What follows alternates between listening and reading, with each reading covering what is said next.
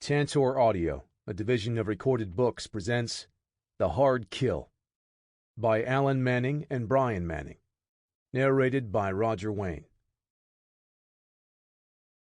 Chapter 1. Great Falls, Montana. Day 1. 12:33 Mountain Time. Welcome to the jungle. Guns N' Roses. Emily meant everything to him. She was his daughter, his whole world, and he would do anything to protect her.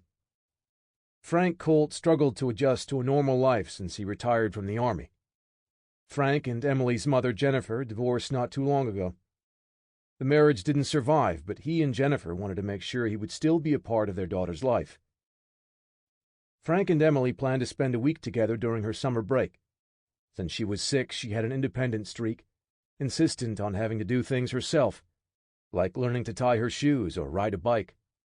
Now 12 years old, Frank was relieved to know that her independence didn't yet exclude wanting to spend time with her father.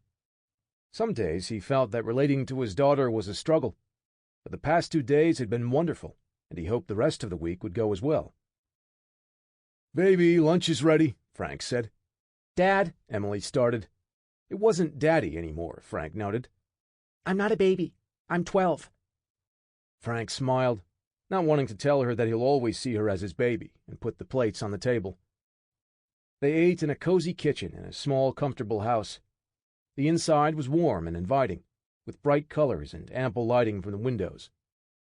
Not exactly what someone would expect when coming to Frank's home. He allowed Jennifer to decorate it after the divorce.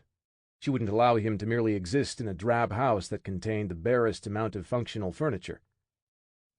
He sat next to Emily, sharing a casual meal with his daughter. Frank was content. He looked at her, smiling, but something outside caught his eye. A shadow moved across the window. For a moment, Frank questioned if he saw something.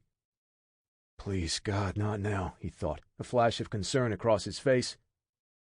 "What's wrong?" Emily asked. He put a smile on his face and said, "Nothing. Everything's good." His flashbacks and feelings of paranoia put stress on his marriage.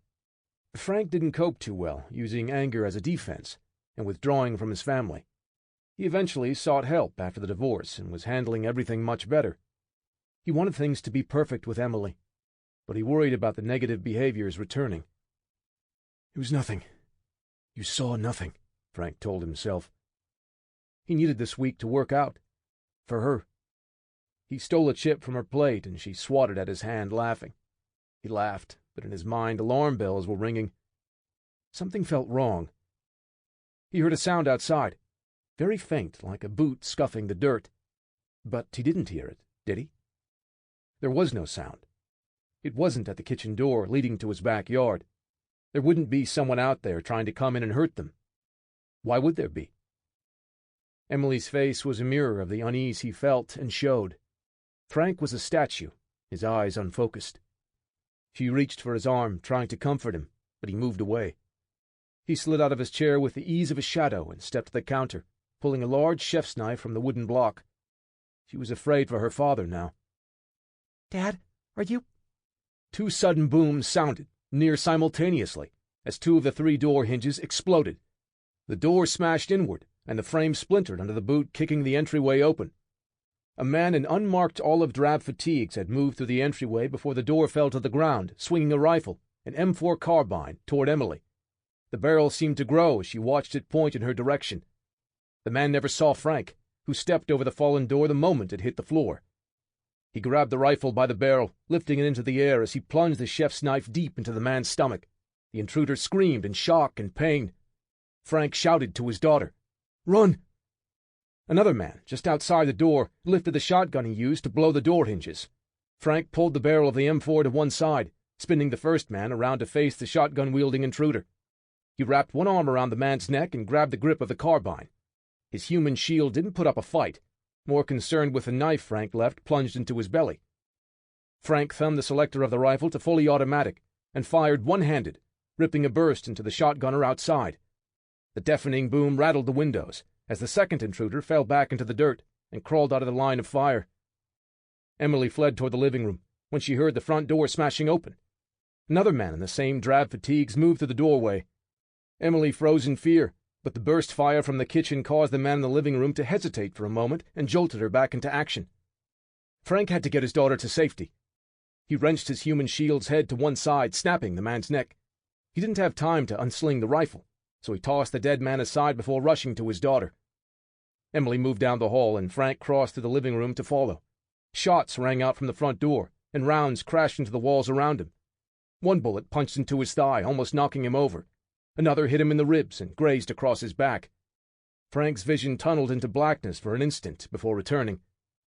He caught up to Emily and used his massive bulk to shield her as they ran toward the garage door. He glanced down at his thigh, and even though the pain was excruciating, he saw no blood, not even a hole in his jeans. They were using rubber bullets. They wanted him alive. Why? He opened the door into the garage and led his daughter to the black Ford F-350 parked inside. She opened the passenger door and jumped into the truck. Frank went to his tool shelves and opened a hidden compartment in the wall. He pulled out a Beretta M9 and 2 spare magazines. Pressing the slide of the weapon back slightly, Frank visually confirmed that there was a round in the chamber. He tucked the magazines into one of his back pockets and hopped into the driver's side. "Buckle up, baby. Keep your head down," he said. Emily was scared, tears welling up in her eyes. He tried his best to calm her with a smile. Frank usually kept the key inside the truck for emergency escape purposes. The irony that it was a behavior he did to ease his feelings of paranoia was not lost on him. He pressed the start button, and the powerful V8 diesel engine growled to life. The doorway connecting the house to the garage burst open as one man snapped his rifle up and began firing. Frank slammed the gear into reverse and stepped on the gas. Rubber riot rounds were slamming into the windshield, causing spiderweb cracks, as the F-350's wheels spun in place for a moment. They finally gained traction, and 3 tons of steel and rubber shot backward through the closed garage exterior door. The thin steel door gave only the slightest protest before it tore free from its rails and rolled under the heavy-duty tires. Looking back over his shoulder, Frank saw a van at the bottom of his driveway. It was parked sideways as a roadblock to discourage any attempted escape from the garage. The men in the van were not expecting this situation at all. Frank pressed the accelerator down as the pickup truck roared. The van driver's eyes shot wide, and he began grabbing and pushing random things on the dashboard, completely forgetting how to drive at that moment. Frank swerved the rear of the truck to one side the instant it slammed into the side of the van, nearly tipping it over. His driver's side window now faced the house, and he saw 2 more men outside his front door. They lifted their rifles to take aim.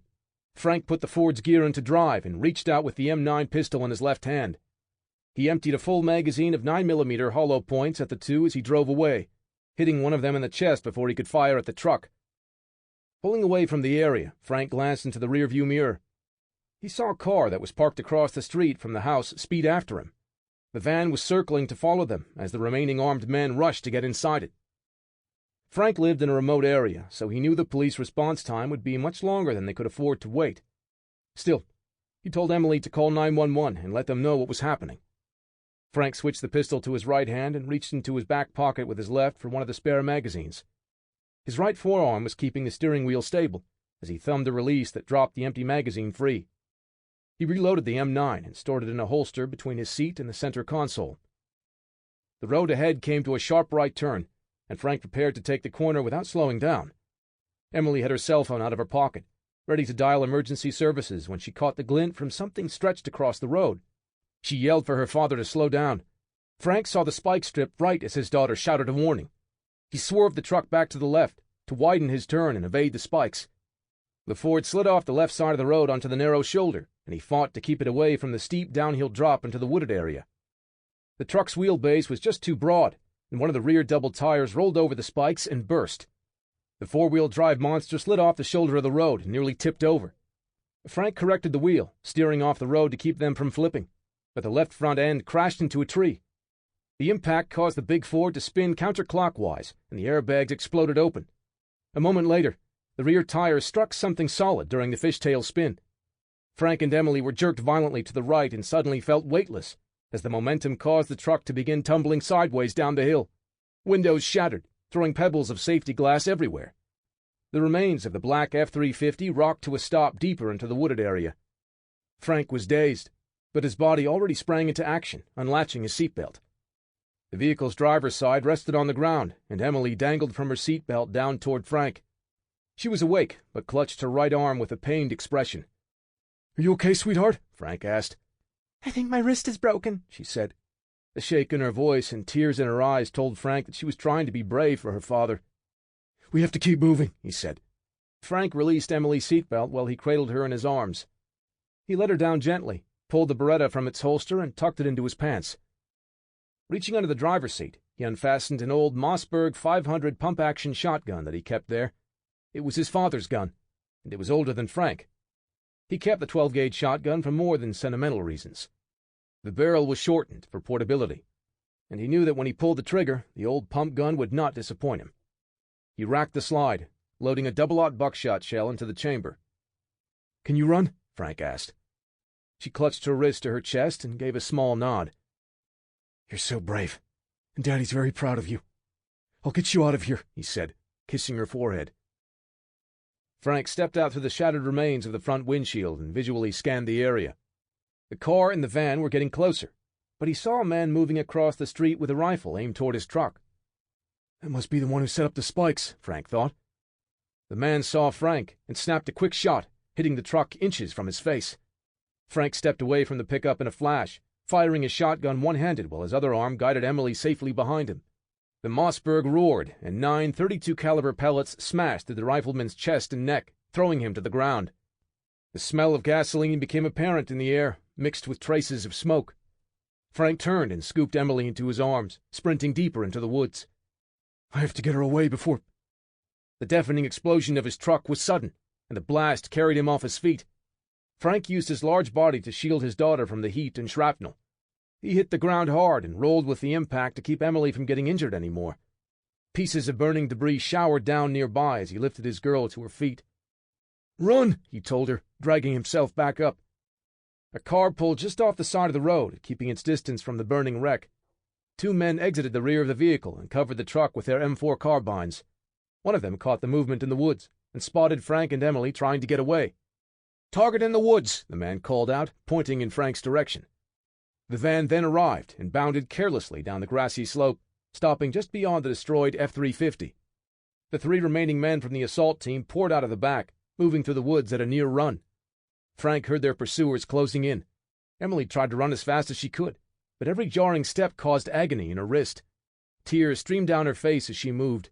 He had to slow the men down. "Keep going!" Frank yelled. He spun around and took cover behind a tree. 3 men moved in his direction. He racked in a fresh 12-gauge shell, brought the shotgun up, and fired. At 30 yards, the buckshot spread, but the hit was still enough to stop one of the pursuers. The other 2 men crouched and took cover. They tried leaning out to shoot, but Frank kept them suppressed, firing 3 more blasts, working the pump action smoothly between shots. He turned and ran back toward his daughter. The air cracked and whizzed around him as the rifle sent more riot rounds in his direction. Pain exploded across his right arm, causing him to drop the Mossberg. Frank stumbled as he ran, the momentum carrying him forward. He rolled over his shoulder and came up to a knee, facing the men with rifles. He pulled the Beretta from his waist, put the front sight of the M9 on one of the soldiers, and pressed the trigger twice. At the same moment, the man returned fire with his M4. Frank's first 9mm round drilled through the man's sternum, where he put the front sight. A rubber bullet blasted him high in the chest, near his left shoulder, causing Frank's second shot to miss. The pain overloaded his senses. Frank had to fight to remain conscious. He sat back on the ground, firing the Beretta one-handed. The slide locked back when the gun was empty, and he reached back for his last magazine when something hissed through the air and snapped his head backward. The bright flash of pain in his head turned to a dull ache, and everything turned to blur and blackness. A man in a gaudy, shiny fabric shirt stepped out of the passenger side of the dark sedan parked near the burning truck. The button-up shirt was a fiery red that sparkled like flames in the sunlight. Only the lower 3 buttons were closed, allowing the shirt to flow open and show the white tank top and brown leather shoulder holster under it. He rolled up the sleeves to his elbows while he walked into the woods, listening to the sound of someone screaming. 2 men pulled a young girl toward the van. She fought with them while shouting and crying. Carl Lawler looked back as they walked past, but his white leather shoes never broke their stride toward the injured man lying on the ground. The man on the ground called out to the girl. He turned his attention to Carl and his men, yelling curses and threats between his labored breaths. Carl stopped in front of the man and looked down at him with amusement. Frank Colt was this man's name, He is highly skilled and will be dangerous, the report read. Carl was impressed at how skilled Frank Colt proved to be, but ultimately, he was confident they would accomplish the mission. "Please," Frank was pleading now. "Just let her go. Let her go, and I'll do what you want." Carl's smile grew as he took his mirror-lens aviator sunglasses off and slid them into his shirt pocket. He reached a hand into his open shirt and came out with a chrome-plated Desert Eagle, chambered in .44 Magnum. He pointed the muzzle of the monstrous handgun at Frank. "My friend," Carl said, "we don't want you at all." Frank looked at his daughter and suddenly realized she was the one they were after. The riot rounds were used to make sure she would be taken alive. Carl pulled the heavy trigger and shot Frank in the chest. He flattened back to the ground and gurgled out a final breath. His eyes stayed open. A scream sounded from the van, the girl understanding the meaning of the gunshot. Carl kept the Desert Eagle aimed at Frank's body. "Confirm that Frank Colt is deceased," the report also said. He fired 7 more times into the body until the gun ran empty. The smile never left Carl's face. He put the pistol back into his shoulder holster, reached into his pocket, and retrieved his sunglasses. Before he left, Carl saw a drop of red on one of his white shoes. He swiped his foot on the dead man's pants to wipe away the blood. Carl twirled one finger in the air as a signal for everyone to move out and walked casually back to his car. The men loaded their fallen into the van, and the 2 vehicles sped away. Chapter 2. Day 1, 15:04 Mountain Time. The phone was ringing when Jennifer came in from her garage. Her daughter, Emily, usually called later in the evening to tell her how her day was. The call was a little earlier than she expected. Maybe it's just a solicitor, she thought, but hurried just in case. She ran to the phone, high heels clicking on the tile floor, trying to pick up before the answering machine did. "Hello?" Jennifer answered with an expectant smile, reaching down to take off her shoes. "Is this Jennifer Dawson?" The voice was polite but felt emotionless. Yes." The smile gave way to confusion. "Who is the—" "Formerly married to Frank Colt?" The voice cut her off. "Who is this?" Jennifer demanded, fighting the small but growing dread in her stomach. "Jennifer Dawson," the smooth voice continued as if she never asked a question. "We have your daughter, Emily, age 12. Frank Colt is dead." The shoe fell from her hand. Her heart dropped from her chest. Jennifer choked back a gasping cry, covering her mouth with one hand, the other trembling and pressing the phone firmly against her ear for fear of it falling to the floor. The voice continued. "If you do exactly what we say, when we say, you will see Emily return to you, safe and unharmed." Jennifer felt so small and helpless. She kept her hand over her mouth, afraid to make a noise and miss any details. "Miss Dawson, we know you work for Intellisys as a senior project manager in the Research and Development Department. We know that your team developed a new type of decryption software." How do you know that?" Jennifer blurted out, immediately regretting it. "Don't interrupt, Miss Dawson," the voice said, as calm as a teacher chiding a student. "We know that your team developed a portable device that can use the new software. What we want, Jennifer, is for you to go to work tomorrow morning, just like any typical day. Once inside, you will retrieve the prototype device and take it out of the building. After that, we will contact you with further instructions." Jennifer stood with her knees locked just to stay upright. The hand on her mouth now grasped the counter for stability. This was a nightmare. "Allow me to make the situation very clear, for the benefit of you and your daughter," the emotionless voice continued. "Under no circumstances are you to call anyone for help. Do not involve the police or any government agencies. Your daughter's life depends on it." Someone outside the company found out about the existence of the device. In a company as large as Intellisys, the leak could come from anywhere. "What do I do now?" she thought. The voice on the phone was very specific. No police, no one else, or they would kill Emily. She had to go into work tomorrow, gain access to a technology that was kept locked and guarded, and bring it to people she never met. If they honored their word, they would give her Emily in exchange for the device. Except there was no reason they would have to keep either of them alive. Nothing would stop them from taking the device from her and killing them both. The voice continued to give her very specific conditions for what they expected of her. Jennifer listened helplessly, hopelessly, as tears streamed freely down her face. Chapter 3. Day 1, 1915 Mountain Time. Born in the USA, Bruce Springsteen. Early Thursday evening at the Foxhole Bar was more lively than usual on a weekday. It was near the end of happy hour, and many of the customers started their Friday nights a day early. The inside felt friendly and inviting, without the family-themed franchise atmosphere. The bartender changed the program on the flat screen behind the bar from the local news to the sports channel. John Stone was a part owner of the Foxhole, but he enjoyed working an occasional shift as it allowed him to see how the business was doing. Also, he liked getting to know the locals that came for a drink or meal. Tonight, about a dozen people currently patronized the bar.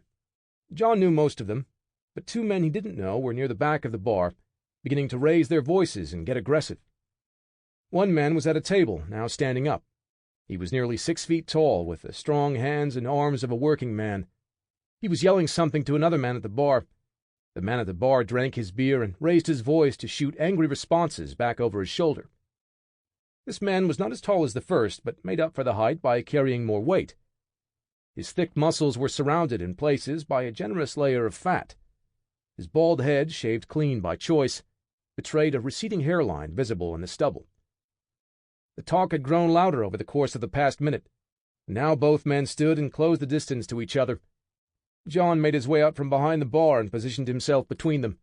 He placed a hand on each of their shoulders and kept them apart.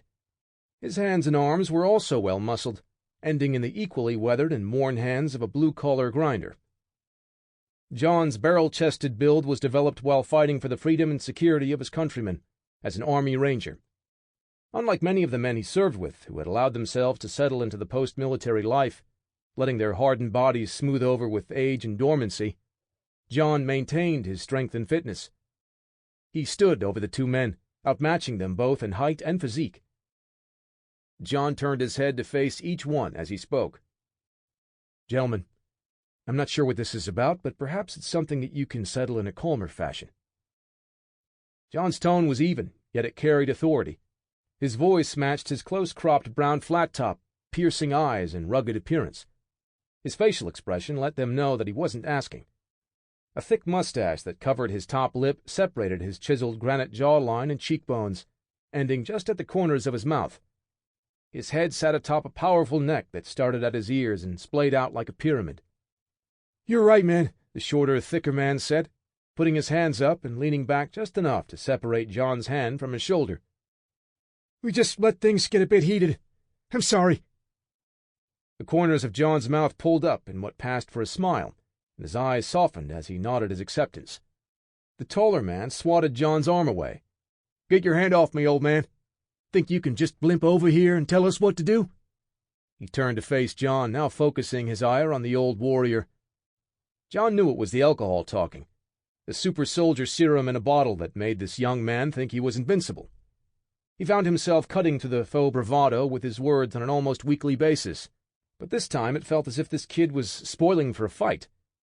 "Hey, listen, fights tend to cost me money and customers when they happen." He took a step forward, but kept his voice calm.